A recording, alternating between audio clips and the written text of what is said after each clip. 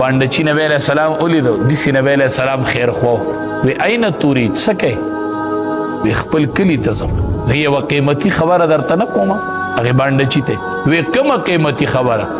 وی چې تشهد ان لا اله الا الله چې ته دا ګواهي وکړي چې الله یو دی زه د الله رسول یم وی دا ډېره قیمتي خبره هغه باندچي ورته وی تا سره په دې خبره د دې انسانانو نه علاوه څه بل دلیل شته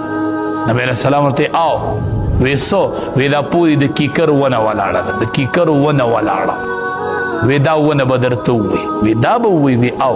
نبی علیہ السلام هغې ونې ته اشاره وکړله هغې ونې ځمکه څیرله او داسې راغله او د نبی علیہ السلام خواته ودرېده او د نبی علیہ السلام د رسالت ګواهي ورکړله او د الله د وحدانیت دې باندې چې وي زه به اوس ځم او دې قوم ته به خپل پیغام ښیم داسې پیغمبر زمونږ او تاسو د هغه